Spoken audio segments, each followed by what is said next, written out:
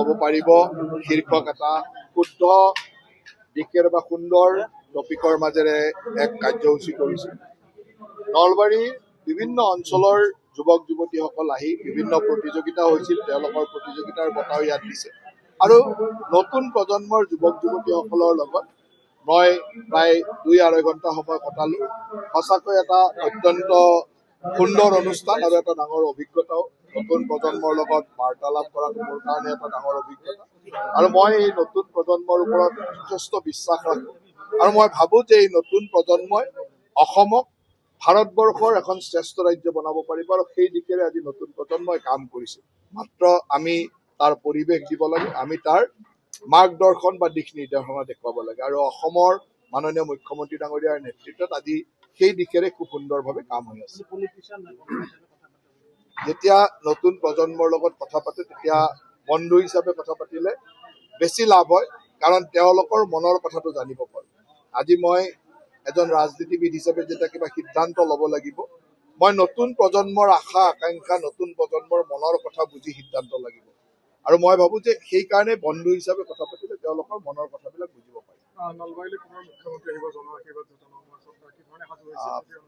অহা 9 তাৰিখে মুখ্যমন্ত্ৰী ডাঙৰীয়া মানাহ বা সৰভোগৰ পৰা আৰম্ভ কৰি ৰঙিয়ালৈকে এটা জন আশীৰ্বাদ যাত্ৰা কৰিব।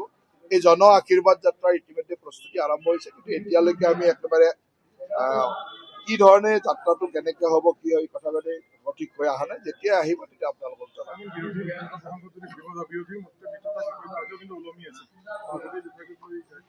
বিৰোধীৰ মিত্ৰতা হয় নহয় তাৰ লগত আমাৰ কোনো ৰুচিও নাই, আমাৰ কোনো জানিবলগীয়া নাই। কাৰণ অসমত এতিয়া দুটা পক্ষ, এটা হ'ল ভাৰতবৰ্ষ আৰু অসমক ভাল পোৱা মানুহ, ৰাষ্ট্ৰক ভাল পোৱা মানুহ, আৰু এটা পক্ষ হ'ল যোনে ৰাষ্ট্ৰখন বা অসমখনক আগ্ৰাসন কৰিব বিচাৰে।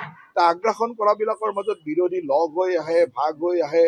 এতিয়া অসমৰ 23, 24, 25টা সমষ্টি এনেকুৱা আছে, তাত কংগ্ৰেছ জিকেনে, ইউডিএফ জিকেনে, জাতীয় পৰিষদ জিকেনে, লুৰিনৰ পাৰ্টি জিকে, আমাৰ কি মতলব আছে তাত আমাৰ নাইয়ে তাত। গতিকে তেওঁলোকে যি কৰে তাতে কৰি থাকক, আমাৰ তাত চাবলগীয়া হয় নে খবৰ ল'বলগীয়া হয়।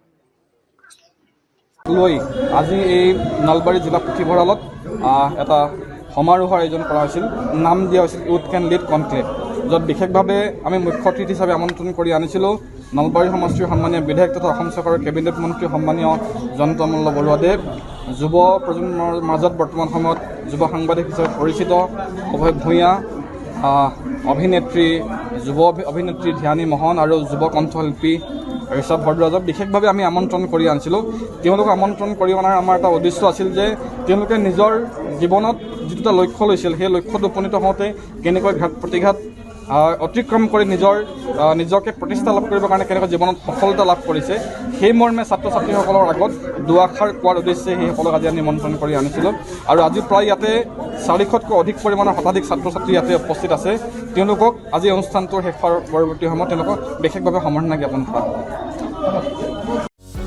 যিকোনো খবৰৰ বাবে যোগাযোগ কৰক আমাৰ এই নম্বৰত 9181 307 221।